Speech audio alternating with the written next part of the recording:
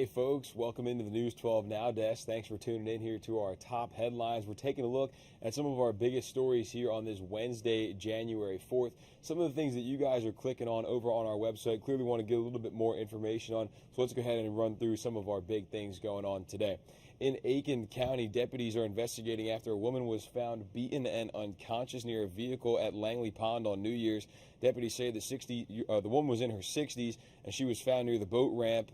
When they got there on scene, she was being put into an ambulance after being found by somebody there. Officers say her face was bruised and swollen, her eyes completely swollen shut. Things at the park appear to be back to normal, but people say they are still a little bit concerned for their safety. We did speak with Captain Eric Abdullah with the Aiken County Sheriff's Office. He says he doesn't want people to worry. People are concerned, make sure you try to look out for one another when you're out there. If you see something, say something. As simple as that.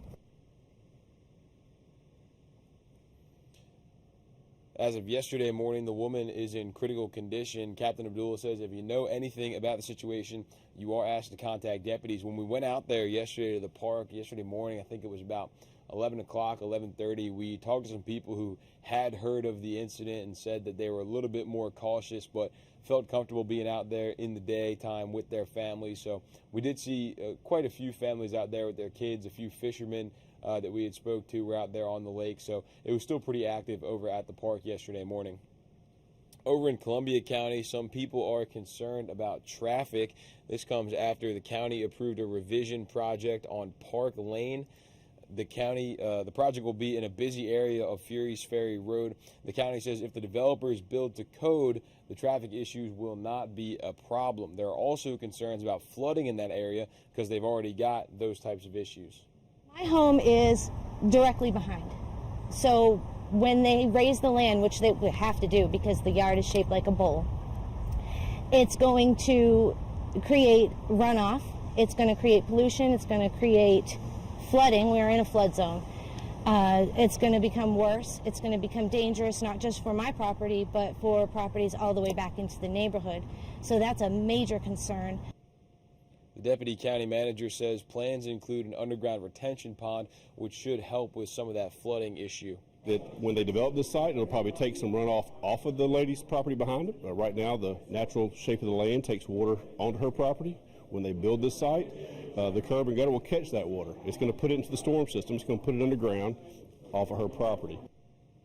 Again, commissioners have approved that concept, and developers will now need to submit their final plans. Once those plans are submitted, the county says they'll review them for 2 to 3 weeks to make sure everything is up to code and all good there. In Richmond County, Augusta's new mayor, Garnett Johnson, is now stepping into his new role. Johnson spoke about his priorities for the next 4 years. He says there are some old issues that commissioners are working on, including lighting problems downtown, stormwater, and more. The Gold Cross contract is another issue he talked about, saying response times should be quicker. Another priority is crime, as the city saw its second highest crime rate in 8 years. He says his staff will work closely with the sheriff's office on that issue. I believe strongly that we need to have a component back into the sheriff's office where we have a community policing effort. We asked the mayor about mental health resources, and he says funding for that is not in the budget right now. Mayor Johnson also says the development of places like the old Regency Mall, Lake Olmsted, and the James Brown Arena are also priorities. He had his first commission meeting there yesterday as mayor. Also being sworn in are Commissioners Garrett, Guilfoyle, and Mason, so you can check out any of that on our website, WRDW.com.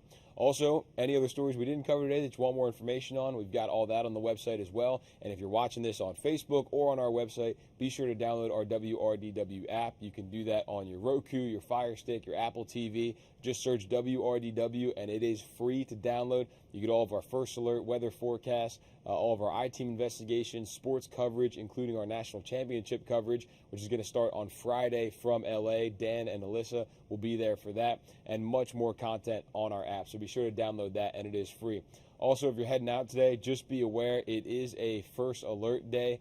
So we do have some severe weather that we're looking at. So be sure to get our first alert weather app so you can stay up to date from our team on what's going on in our area. So expecting some rain and some winds that could give some minor flooding, some tornado watches even. So just kind of be aware of that if you are heading out today. especially in the earlier part of the day. But that's going to do it for our top headlines for the day. Thanks so much for tuning in. We'll be back here tomorrow for Thursday's top headlines. Have a good one.